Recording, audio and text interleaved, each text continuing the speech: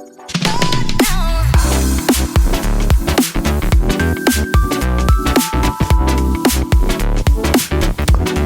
is going on, NCTI friends? Welcome back to another episode of Wired Wisdom, presented by NCTI. My name is James, and for today's episode, I will answer some questions and comments gleaned from a cable-related Facebook group regarding stuff I wish I knew. This episode will dive into questions submitted by Cable Tech Facebookers when asked what questions you wish you had the answers to when you first started in the cable industry. With the help of Mike Gilchrist from Cable Gods, I will do my best at answering some of these important questions while providing some personal insight. Hey everyone, it's Mike Gilchrist from Cable Gods. James, first question. What is the future of coax or fiber in residential homes? Depends on what you mean. The demarcation point for services resides at the side of the home. Fiber will still be run and coax will phase out over time. Within the home, we will see options between coax, fiber, and twisted pair data connections. More devices have gone or are going wireless utilizing Wi-Fi, Zigbee, Z-Wave, Bluetooth, etc. as their wireless connection medium. So we'll not see many physical connections utilized. The immediate future looks like one physical connection with the rest being wireless. All right, let's continue. Our company's going to continue to do research so they can bring new and innovative products to all of their customers. Depending on the market you work in, this is already something that you may see happening. My provider and their product lineup still consists of video, voice, and data, but also cell service, Wi-Fi mesh extender pods, and home security. Cable companies are aware of what the consumer wants, and they stay at the cutting edge of making sure they can support those needs. There's a lot to take into consideration when launching a new product, as well as the capital needed to invest in that service. And they have to consider their existing services and how those services will work in that new space. So another one. When is the cable box going to become obsolete?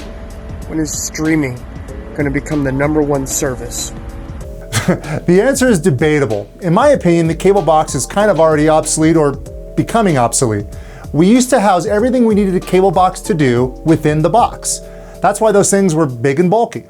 We now have sleek looking devices that have a power connection, HDMI connection, and fits in the palm of your hand. These devices are very simple and are only used to connect the user to a video data server that houses the information needed by the consumer. That being said, some providers are building seamless integration with streaming services into their boxes. I would love to know what your provider or the provider you work for is doing in this space. Let me know in the comments section below. So James, what is the best way to organize my truck? The age-old question. There are many guys and gals out there who pride themselves on their organization methods, and each is unique to themselves. The problem here is that there isn't really a right answer to this question. There are many types of trucks and vans out there with different layouts. The one common thing on all these vehicles is that they're designed with compartments of all shapes and sizes. Some are open, some closed, some lock. Here's what I suggest. Think about what you use most of and keep those items on yourself. Obviously tools and small parts like fittings, grommets, mounting clips, F81 barrels, etc. All the extra small parts then can be stowed away and only used to refill. Take all your everyday parts like house boxes, splitters, ground blocks, coax jumpers, etc. and keep those in the forefront of your storage area. Most trucks have a storage bin accessible from the rear passenger side, and these items should be in that location. Keep a list of missing parts and make sure to refill those parts as often as needed. Always prepare your truck and self the day before. Charge your meter, carry spare batteries for your battery-driven devices, and always lock your vehicle. Develop these habits early on and stick with them. So here's another one. What are some of the best things or methods that I can use to maintain my body while performing this job? Great question. I've known some pretty worn out cable techs in my past. When we're young, we don't think about the adverse effects of this job. And as we get older, and I can speak for myself, that certain parts of your body start to wear faster than others due to the way we used them when we were cable techs. Here's what I suggest. Drink lots of water, get adequate rest, develop a workout regimen, and stretch daily. Use your PPE, wear a mask in an attic or crawl space, use knee pads in an attic, and when crawling under a home. Trust me on that one. Wash and sanitize your hands after every job, and when you get home, make sure to clean up immediately. The goal is to show up to work every day healthy, not only on the outside, but on the inside. And when our time is up in the field, our bodies won't regret the decisions we made when we were younger. Finally, James, let's touch on one that's real important. What do you think the best way is to establish and maintain a work-life balance with this job? Okay, so here's what I had to say to balancing a career and family life. Develop a plan. Ask yourself, where do you want to be in 5 years? Do you want to be a lifelong technician? Do you want to be in maintenance? What is your goal? Supervisor? Manager? Think about what it takes to get there and put that on your horizon.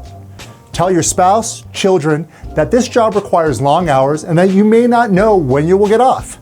Prepare your family as well as yourself for that. Next, when you are off, make sure you are present for your family. Plan vacations in advance so that the family has something to look forward to.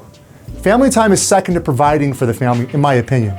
Take care of yourself. You need to have the time to reflect and make sure you're hitting your goals, as well as making sure you're physically and emotionally happy. Support each other. The other technicians in your group need to understand that you are in this together. This holds true for in-house and contractors. We all face the same stuff and should uplift each other and not drag each other down or sabotage each other. All right, guys, I hope you enjoyed this video. I want to give a big shout out to everyone who participated and shared their questions. I hope to do another video in the future where I can address more of these questions. Well, that does it for me. Please hit the like button if you enjoyed this video and subscribe to NCTI's YouTube channel to catch the latest Wired Wisdom videos as they are released. Thanks a lot and be safe out there.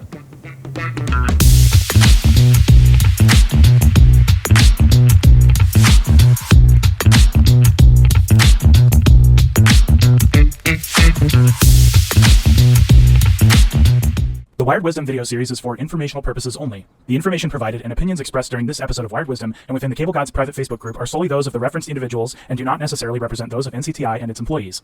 NCTI is not responsible for and does not affirm the accuracy of any of the information, suggestions, or ideas supplied by others and contained in this episode of Wired Wisdom. Nothing in this episode should be considered to constitute medical, professional, or legal advice or recommendations of any kind. The Cable Gods private Facebook group is fully independent from and unaffiliated with NCTI. No endorsement of Cable Gods or any of its content is expressed or implied due to the incorporation or reference to Cable Gods and Cable Gods content herein.